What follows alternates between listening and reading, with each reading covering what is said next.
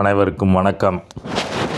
இன்றைக்கு தினசரி செய்தியாக நாளிதழ்களில் தொடர்ந்து வந்து கொண்டே இருக்கிறது.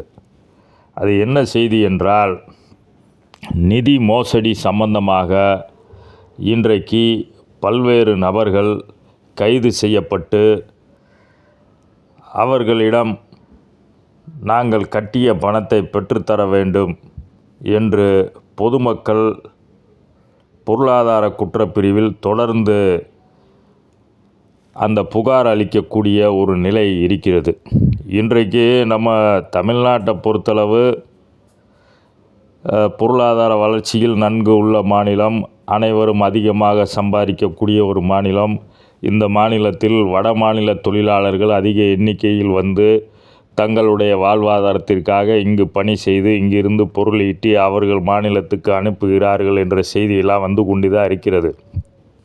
தமிழ்நாட்டு மக்கள் எனக்கு தெரிஞ்சவரை 1984 ஆண்டு, அப்பொழுது நான் 10ஆம் வகுப்பு படிக்கிறேன். அப்போ எல்லாம் செவரில் விளம்பரம் என்ன இருக்கும்னு கேட்டிங்கன்னா, அனுபவ் தேக்கு மரத்திட்டம் அப்படின்னு ஒரு திட்டம் இருந்துச்சு. அந்த திட்டத்தில் அன்றைக்கே நம்ம ஆளுகளாம் பணம் போட்டு அன்றைக்கு ஏமாந்தது இன்று வரை தொடர்ந்து நடைபெற்று கொண்டே தான் இருக்கிறது.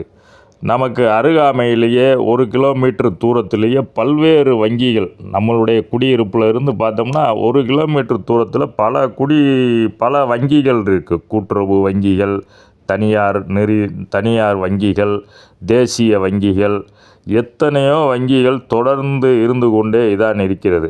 அந்த வங்கிகளிலெல்லாம் நாம் வந்து பல வகையில் நாம் சேமிப்பை செய்ய முடியும். மாதம் மாதம் பணத்தை கட்ட முடியும், மொத்தமாக டெபாசிட் போட்டு வைக்க முடியும், மாதம் வட்டியை பெற்றுக்கொள்ள முடியும். இப்படி பல்வேறு வசதிகள் இருந்தாலும் நம்ம மக்கள் அதிகமான வட்டிக்கு ஆசைப்பட்டு, பேராசை பெருநஷ்டம் சொல்லியிருக்காங்க. அந்த மாதிரி அதிக வட்டிக்கு ஆசைப்பட்டு இன்றைக்கு மக்கள் எல்லாருமே போய் அந்த தனியார் நிதி நிறுவனத்தில் போய் பணம் கொடுத்துக்கிட்டே தான் இருக்காங்க.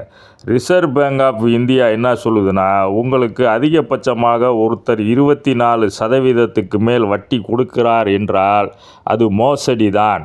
அப்படிப்பட்ட நிதி நிறுவனங்களை நம்பாதீர்கள் என்று ரிசர்வ் பேங்க் தொடர்ச்சியாக எச்சரிக்கை கொடுத்தாலும் நம்ம மக்கள் போய் அதிலேயே போய் பணத்தை போட்டு இழந்து புலம்பி தவிக்கின்றனர். இது போன்ற சம்பவம் இனிமேலும் நடக்காமல் தமிழ்நாட்டு மக்கள் விழிப்புணர்வுடன் இருக்க வேண்டுகோள். நன்றி.